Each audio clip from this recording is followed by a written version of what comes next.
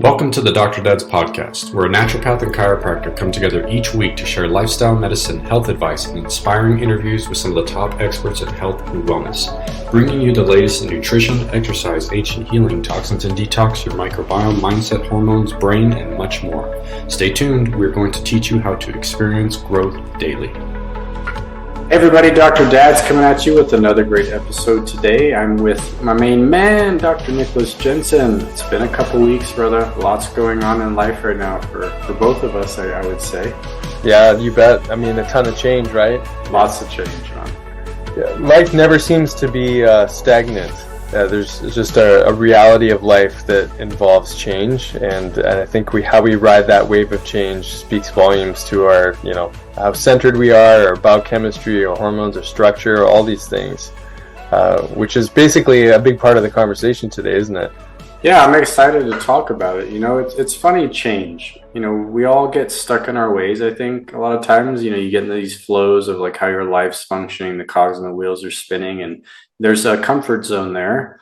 And then all of a sudden, like you have these like, what do you call it? A bump in the road, right? Speed bumps that hit you. Like, I'll give you an example. Like me right now, we've been struggling to hire some new people at the office, and like that of course affects the feel and the energy and the culture in the clinic because we have a new person or we've lost a person, and it can be stressful at first, but it's funny how like once you move through that, right, and things change, a lot of times, sometimes you end up in a better place than you were before, right? Mm-hmm. But I think everybody creates these expectations for some reason that it's going to be bad or it's not going to be as good as it was, right? And then my little boy is starting school. So like school's starting up, and Diego was homeschooled for 2.5 years, and now he's having to adjust, and, we're putting him back in public school, and it can be scary, right? Like I'm watching my little boy every morning, like look super nervous, especially on that first day, and then just kind of working his way back into that environment. But at the end of the day, he's going to thrive because I know my little man, like that's just his element. He needs to be surrounded by people and kids and stuff like that. So even though he doesn't know it's going to be better for him, he's going to see, I think, in the long run, right? But it's like we're going to talk today. We're going to talk about this formula for conscious change, right? And it's interesting. I've heard this. We just talked right before we got on the call, but I've heard this many times through different books or podcasts that I've listened to. Like it's funny how you'll pick this stuff up. But I believe this is the woman that created it. Her name's Traci Dobrev, and it's called the Straight A Formula for Conscious Change. So it's funny, man. I use this a lot in my clinic, and primarily when I'm working with mental, emotional type themes, when people are on the table and trying to help them move through these things to help create that conscious change. So let's talk about the formula real quick, and then we can dive into it, man, because this is same for you, man. Like you deal with a lot of addiction, right? And then of course, just this also applies when we're trying to help people change their health. So very powerful stuff. And I think if we give people a blueprint here and they can wrap their head around this, they can use this formula to constantly, people always ask me, Doc, how do I build more resilience with my stress?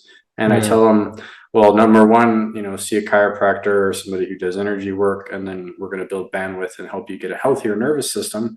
But on top of that, it's learning things like this, right, that help us deal with emotional mental stress, and it's learning strategies and practices to have and tools to use in real time. So let's talk about this formula, man. So we got awareness, acceptance, action, and achievement.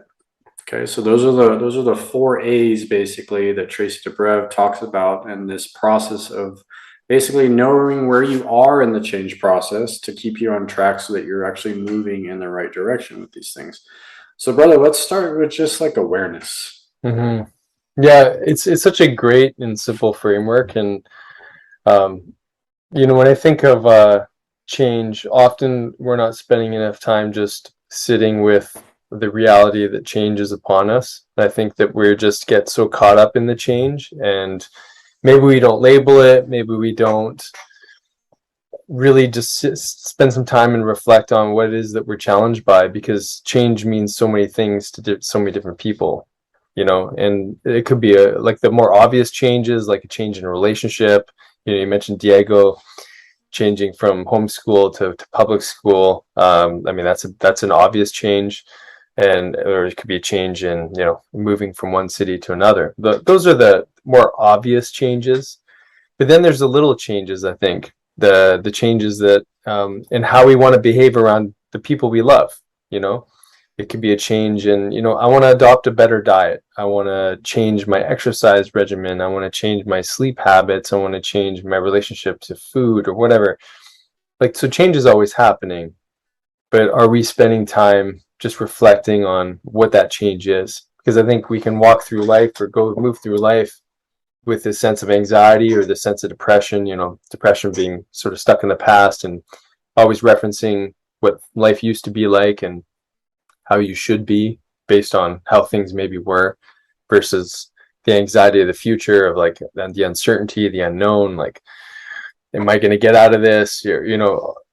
All of these things are just states of recognizing a place of change, and maybe, where we're not bringing some attention to it. So I think awareness is like really, okay, what am I going through right now? Maybe taking a bit of a cognitive assessment of where you are. Often when Dave and I get on a call, we're like, dude, how you been? It's been a week, but like so much has happened. It's like, how do we actually get started on a podcast? Because there's so much to catch up on. Yeah. You know what I mean? And Dave and I are good at reflecting on like kind of some of the challenges or some of the changes that are happening. And so obviously we can get lost in the dialogue with that. But that awareness piece is so important as a starting point.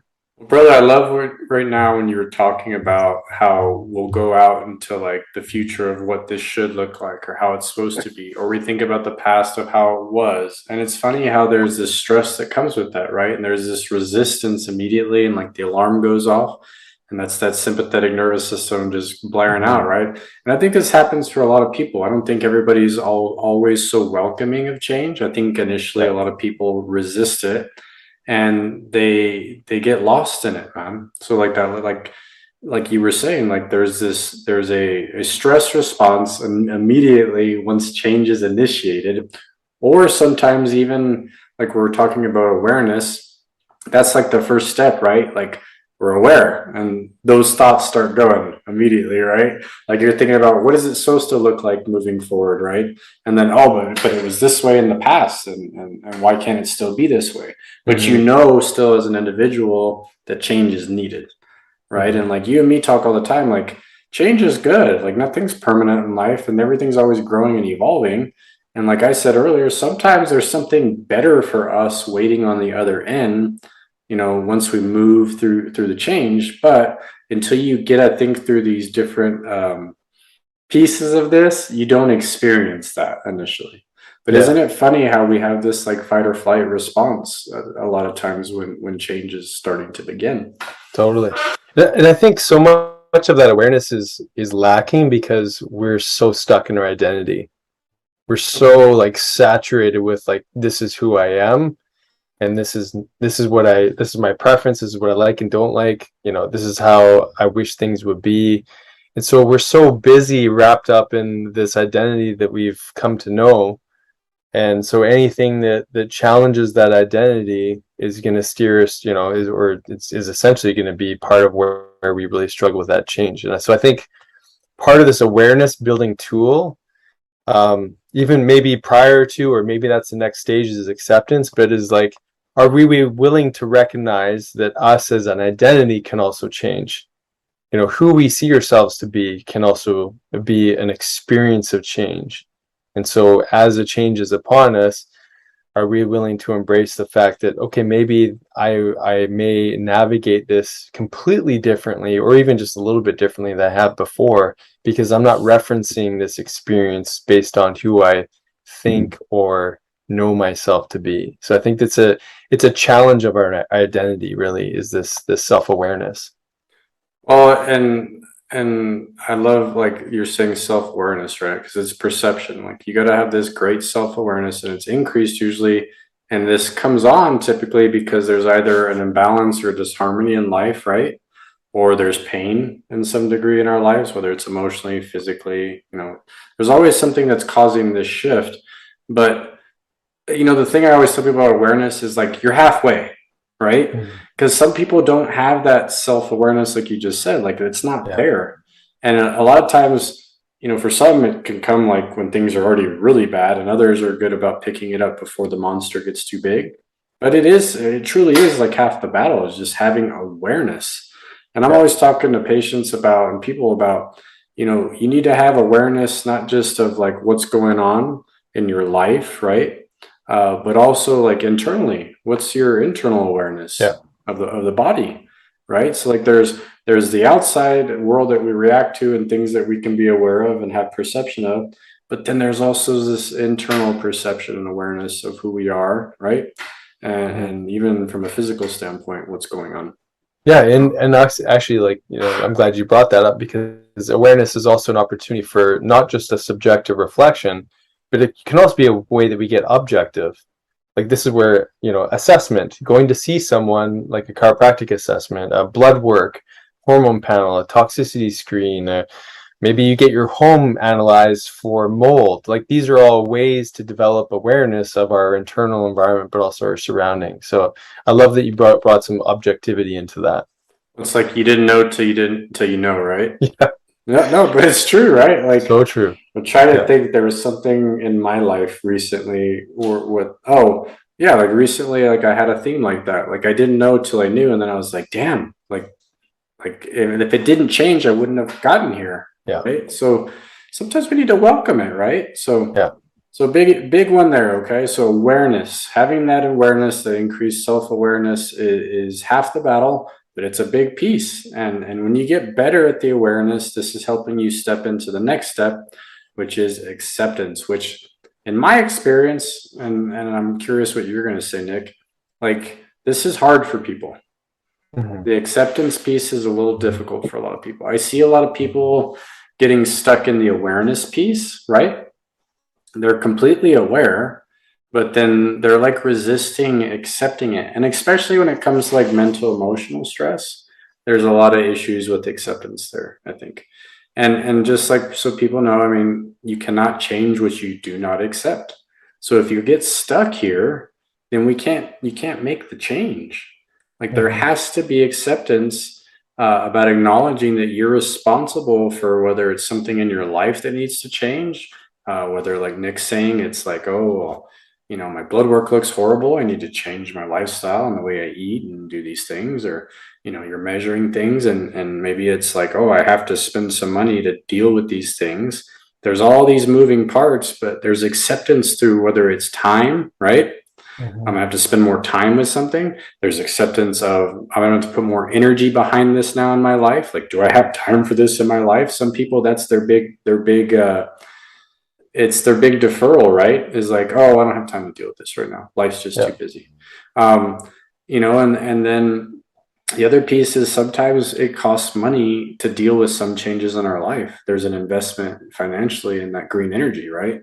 So I would say those are three big prongs that are always affecting sometimes our ability to accept some of these things. And I think we're not always super honest with ourselves when it comes to acceptance. And that's why this is hard for people to move into it. Totally. I love that you brought in like objections and like sort of like myths of how things are supposed to be, and objections. Like when I think of, you brought up some two big objections, which is time and money. Like how much resource someone has, an objection to not, make a dietary change, not work with someone, not do a program, not do, maybe not take that course you've been wanting to take. There's an incredible amount of objection that comes in, because, and again, I would say it's probably because it's anchored in that identity of not wanting change, and that identity of having a preference. I'd rather do this. I'd rather my body just magically be healed by this magic bullet or this medication. I'd rather. And so I think that uh, inviting in acceptance allows us to move out of preference, and to be more present with what's going on. Okay, this is going on. My health is going downhill. It's a spiral. I got to put some time and energy into this. I'm now accepting the fact that my blood work looks terrible, or my relationship's not working. But I could put my big boy pants on and actually recognize that this is actually a problem, And so, yeah, that requires a lot of work. I mean, when you think of people moving through addiction or people stuck in pain, often we're looking for a way out just to remove the pain, to get out of the discomfort. We look for maybe it's a bottle, maybe it's a prescription medication, maybe it's a drug, maybe it's some sort of distraction, but we're trying to find symptomatic relief, and we're not accepting the fact that this is where we are. I mean, even the 12 steps program, part of the process is accepting that I'm struggling with an illness here. I'm struggling with a mental health trauma. I'm struggling with something, and that acceptance piece is critical in our ability to take, another step. Well, and it's funny, this piece that we're talking about, it doesn't come from a logic type place in your brain, right? Like, I don't think you can use logic to build acceptance. So I think people get stuck up in their head a lot, Nick, and like they're trying to come from a logical place to have that acceptance. And I would say that this is more of a like heart type, emotional driven type decision 100%. when you move into acceptance, right? Like this is totally emotional. We make the biggest decisions in our life, and we make the biggest change in our life, and it comes from an emotional place, not a logical place. Yeah. And so, for our listeners, the shift has got to come from a big why. Like, why do you want the change in your life? Like, if you're aware of it, that's one thing, but like, what's your why? Like, why are you wanting the shift? Like, how important is it to you? You need to know what that why is. And a lot of times that why is going to come from an emotional place to help you make that shift, to override, the brain a little bit, to help you start moving more into fully accepting so that we can move on to that next step. But it's totally emotional, right? It's more emotional, I'd say, than mental. I mean, it's both, but I think the heart is guiding the mind when it comes to this. Yeah, something that I reflect on based on what you said there. Like I find that many of us maybe don't pay attention to our why, like what's really driving us. I think that's even a part of accepting the awareness we have. We have no capacity to really know what it is that we want for ourselves, or that's even possible. We're really, I think, better at typically knowing what we don't want. We don't want the pain. We don't want the discomfort. We don't want the difficult relationships, whatever it may be. And when we move into this place of acceptance and releasing, the preference, I wish things were this way. We now create a little bit more authority over ourselves because we've stepped into a why. Like, I love that you brought that up. I think that's so important. And if we actually anchored in that we have an opportunity to have a brand new experience, something that's most likely going to be better than the one that we're experiencing in this current moment, that anchors us into our why. So a why could be, wanting more years with our kids, providing a better education for our kids, or having more fun with the family, or better movement in the body so we're not experiencing pain.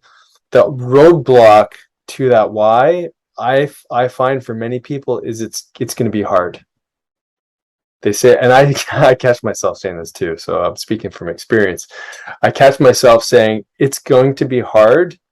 I don't want the pain of hard just maybe greater than the pain of what I'm feeling right now. Or there's a perceived understanding of that. And it's obviously it's not true, but we can put that roadblock of hard up. And I think that's, I don't know why, it feels like such a strong trigger for people. And again, myself too. It's true, man. You kind of weigh it out, right? You're like, it's not, I'm gonna have to go through all this just to get there. But the reality is, I always give that analogy of like, it's like when you take off in an airplane, it takes a lot of work to get to altitude, but once you're at altitude, you just coast, right? And it's like that for every change. Like, there's all that resistance, there's a little bit of work up front, but then once we get to altitude and we're gliding, and then you kind of have that moment, you're right, and you're just like, oh man, it wasn't so bad.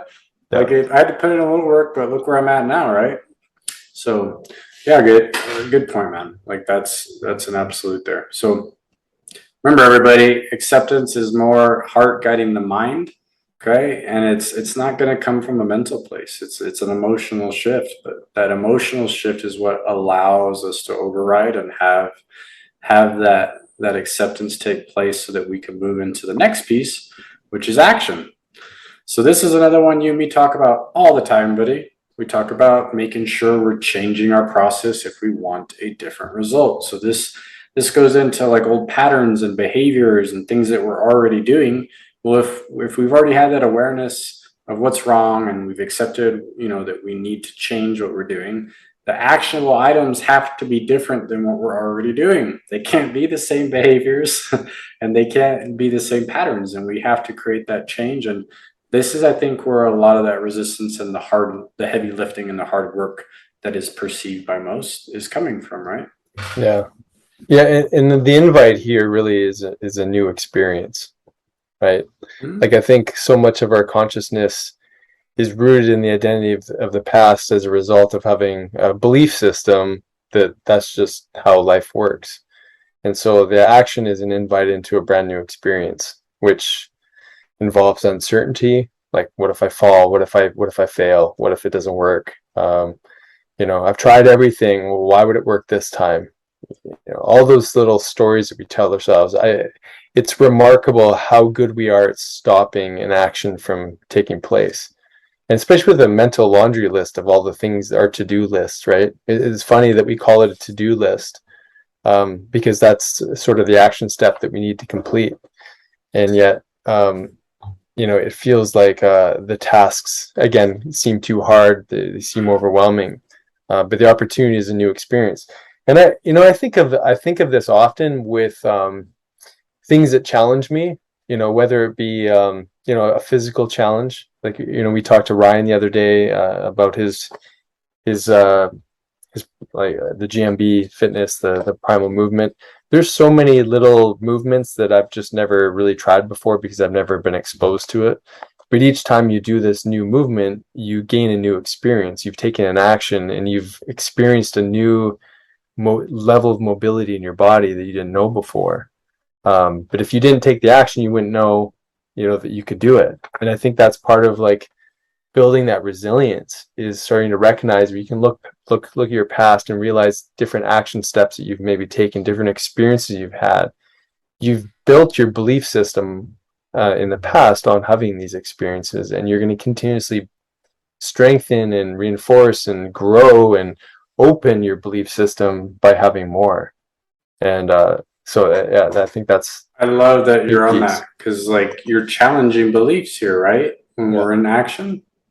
And when we're challenging beliefs, is that a comfortable feeling? No, it's Not even close. super uncomfortable, right? Yeah. So we talk about this. You and me have both said this many times, but that resistance, that uncomfortableness, is an indicator that you are doing what you're supposed to be doing at this Yeah. stage, right? Yeah. I mean, if you're not feeling it, you're not changing the behaviors, right? You're not changing the patterns.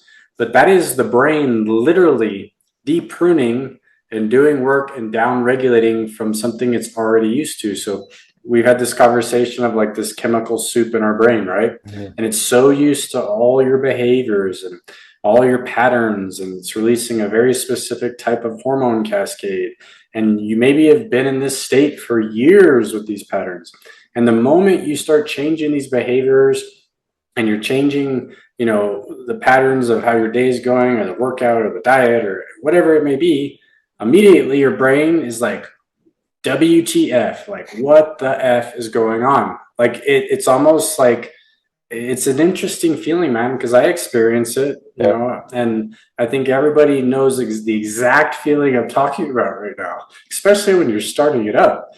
And it's kind of like there's just so much telling you, stop, go back to the old way, stop going. And those are the thoughts that you can't trust at this Yeah. point. Because it's familiar too, right? Oh, Like, it's what we yeah. know. Yeah. It's what we know, but you can't, at this point in these actionable items, when you're at this stage, you cannot trust all your thoughts Mm-hmm. because your brain and your cells are going to fight back initially.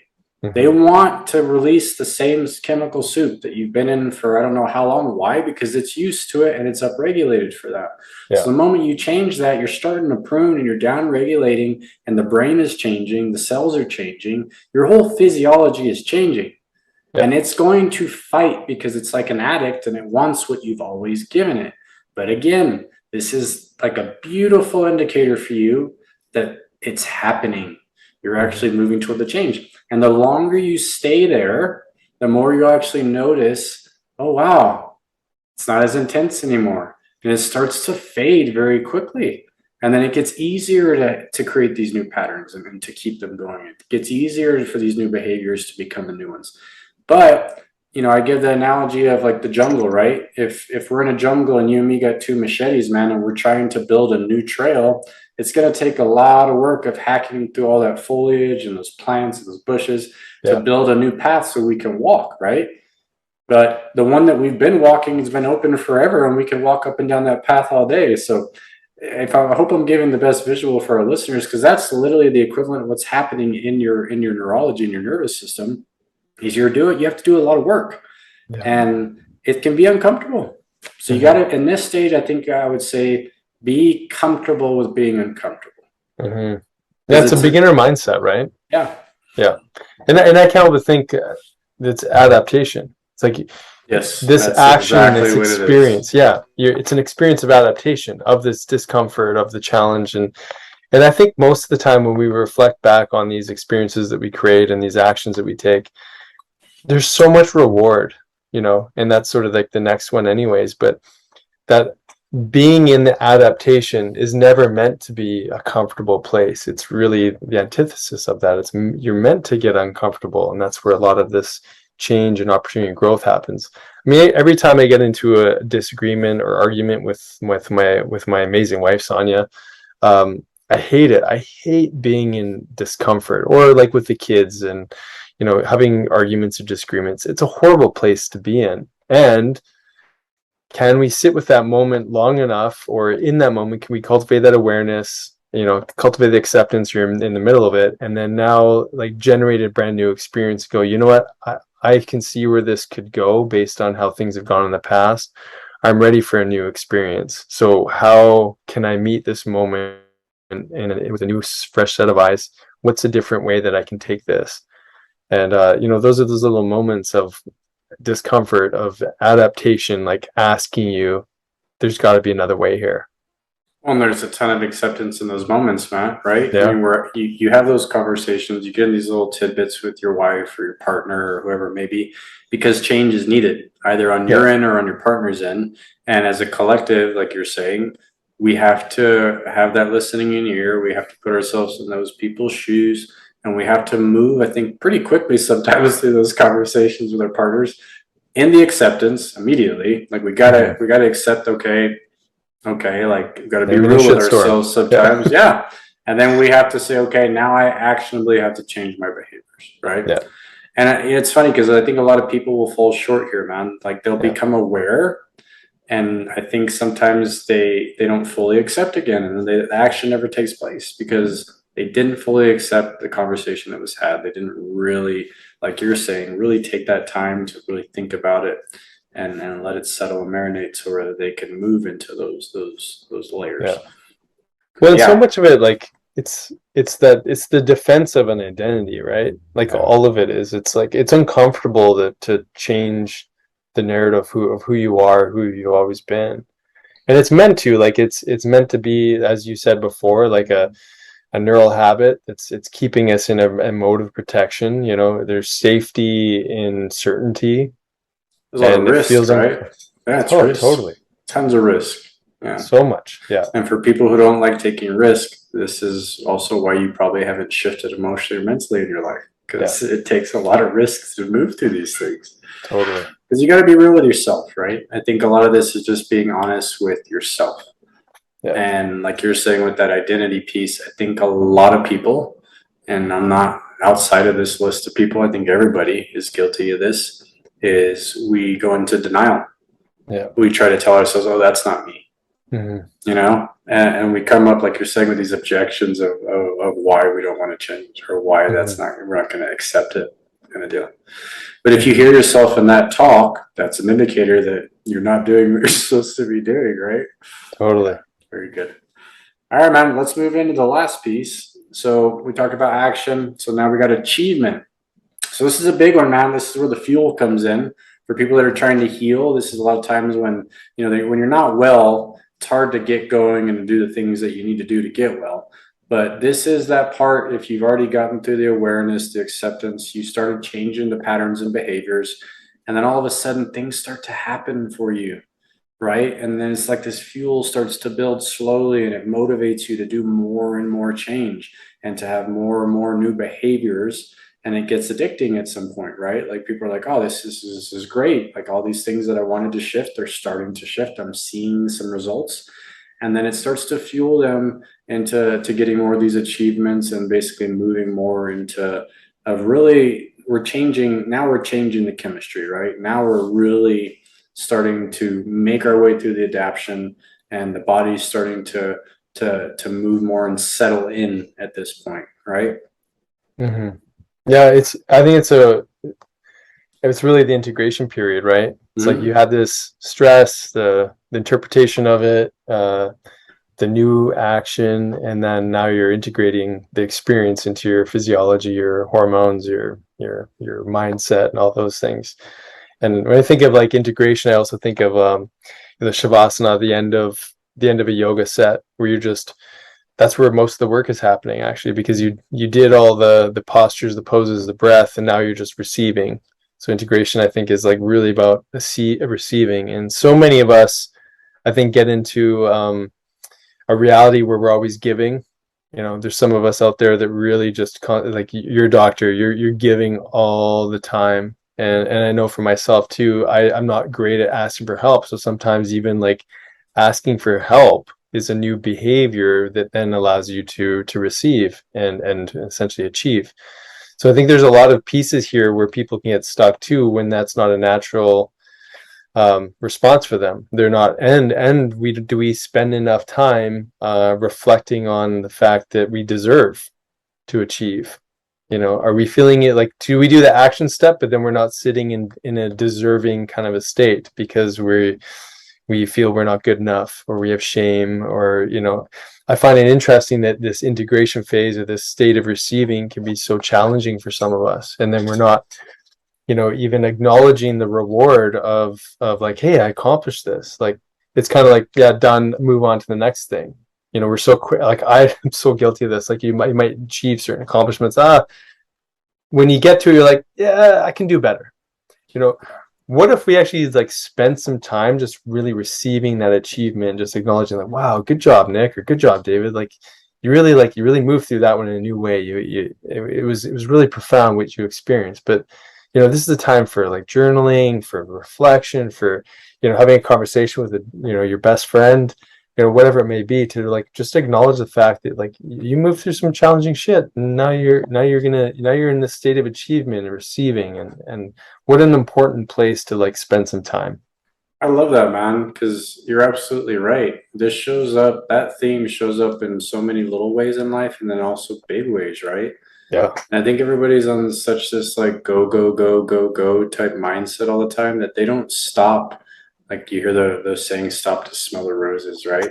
But like you're saying, it's like, okay, I worked to get here. Okay, big deal. And you're already just like off to the next thing. And it's like, Yeah. bask in it for a little while. Like, for all of our listeners, okay, when you have sex and you orgasm, do you like jump out of bed and just get on with your day, or do you sit there and just enjoy that feeling that you just experienced, right? Mm-hmm. Everybody sits and enjoys it. It's amazing, right? But we're so guilty of this in life. Like, we just skip over the good stuff sometimes. And why not bask in that? Because all that chemistry is changing in the body, and your hormones are and you're in this, it's a very nice internal state, right? And I think a lot of people just, like you're saying, it's just like they're not conscious of it. They're not aware of it. It's just like they pass on through it. Mm-hmm. Yeah. Yeah. And it's culturally indoctrinated to some degree too, especially with our modern culture and like reward, like dopamine, right? Mm-hmm. Nothing's ever enough. Like, you can't scroll enough. You can't have enough like peak experiences. You can't get enough shit done during the day. like we're so like on to the next thing, and we're like dopamine depleted in such a big way. I think that that reward center and that sense of achievement just is never satiated. It Yeah. never truly is. And I think of like simple little things, eating your food, like having gratitude, cultivating a gratitude practice, so you can actually recognize, bring some awareness. Like maybe that's partly where this whole cycle repeats itself, is that you have some awareness that, wow, I moved through some good, big stuff. I'm going to sit with this for a bit, and then have some acceptance for this new level that I'm at, and then keep reinforcing these new experiences, so that I can like sit in this reverence and this beautiful space, like you said, even after an orgasm, and cuddling with your partner, and just enjoying the moment. I think we've fried our receptors in our physiology and neurology, especially on that level of dopamine, right? Like what would be the maybe it's oxytocin. Like maybe that's like sort of the hormone of achievement, of just like connection, right? Of like, I connected with myself, I connected with my partner. Yeah, but And we limit ourselves, like you're saying, like we're not experiencing those things. It's yeah, like we skip right over them. So like, I love totally. how you said the awareness comes back full circle, so the cycle Yeah. repeats itself. Because like at this point, you need to have the awareness again. Like how many of your patients tell you like you'll ask them if they're feeling better, and then they sit there and they think about it, and they're like, "Oh gosh, I didn't realize till now, but yeah, I'm feeling a lot better." And Mm-hmm. like they just never thought about it. They didn't sit there and ever just think and have awareness of like, do I feel better than when I started? Yeah. When I was changing this or changing that. And I hear it all the time. They're like, man, it's stealthy. It just kind of sneaks up on you. I'm like, well, that's healing. Healing isn't like A to B and like it's like a switch that changes. Like it's very subtle. But if Yeah. you have that awareness, you notice like, oh wow, I'm doing this better and this is easier, or I don't have as much pain, or yeah, that these habits are easier that I created a while back. And like you're saying with the journaling, what a great thing to journal about. I think we all, when we have our gratefulness, things that we put in our journal, it's usually for like people and things that are happening to us. But what about what we're accomplishing as far as changing our behaviors and changing, these patterns? Like that should be some things that you're writing in your gratefulness journal, is like, I'm grateful because, I had the awareness, right, and the acceptance to move through this, and I changed behaviors, and now I'm feeling this way. And what a grateful thing to really look more internal, I think, Mm-hmm. at your achievements, right? And to kind of bask in it, like you're saying. Yeah, definitely. Yeah, I love it. I mean, it's such a important conversation. I love the simplicity of this framework, and I think it's something that I'm going to definitely reflect on more often, and I'll bring that into my journaling experience too. And I think that, man, like if we spent more time here, just spending a little bit of when we're in the moment, and just acknowledging where we are in this moment, like what's our level of self-awareness as we move through this challenge, and we can maybe just start to course correct as we go. I mean, I say this all the time too. People are so good at pointing out what's not working, the pain, the discomfort, and when it changes, it's like complete mental fog that was ever there. Like I find that so interesting, that we're just really good at paying attention to that which is screaming the loudest, but as soon as that scream is gone, we forgot that that scream was there. And then so we were not, again, that's part of that achievement. We didn't spend time just really recognizing that we moved through this, and that pain, the digestive issues, the hormones, or whatever, they're all in balance now, but we forgot how much discomfort that was. Like, wow, what an opportunity to really reflect and have gratitude for where we are now. Well, and to acknowledge it, right? Because Yeah, it's bad, man. totally. And I'm the same way. Like I'm laughing because I see it all the time, but like it's no different for me, man. Like I Oh think yeah. everybody's guilty of this at some point. Yeah. Well, and we're, I think, just, one other point on this is like we're good at complaining.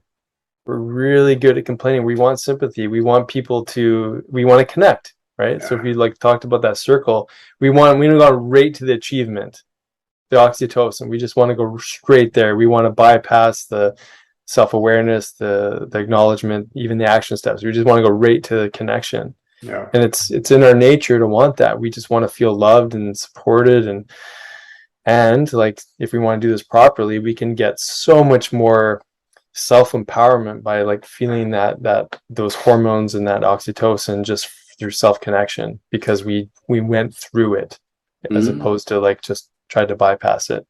Absolutely. Yeah. Well, and big picture, everybody, when you're working on anything in life, whether it's healing or any of these things we're talking about, the big lesson is you have to be in the driver's seat. Yeah. Okay. Whoever is helping you do these, or if you're going to guides and mentors or people to help you make these changes, they're not doing the work. It's not them. They're guiding you. You're doing the work. You're in the driver's seat. This is all things and actual things that me and Nick are talking about that you have to go through. They cannot do these things for you. They can guide you. They can't do them for you. So, good stuff, man. Awesome. Love it. Awesome. So for our listeners, yeah, remember, this is this AAA formula or straight A formula for conscious change, awareness, acceptance, action, and achievement. Put it into practice. These things are great. If you got a lot out of this podcast, please let us know, shoot us an email. But for this to make changes in your life, you've got to put this into action. So hopefully everybody got something out of this today. And again, me and Nick talk about it all the time. We love doing this for everybody. We love getting on every week and talking about fun things like this. And we've got some fun stuff coming down the pipeline in the next month or so. And yeah, we'll see you guys in the next one. Love you, brother. Love you too, man. Thanks for tuning in. Thanks for listening. If you enjoyed today's podcast, please be sure to subscribe to the Dr. Dads and share with your family and friends. You can also follow and interact with Dr. Nick and Dr. David on Facebook and Instagram for a daily dose of inspiration and the latest in health and wellness. Be well.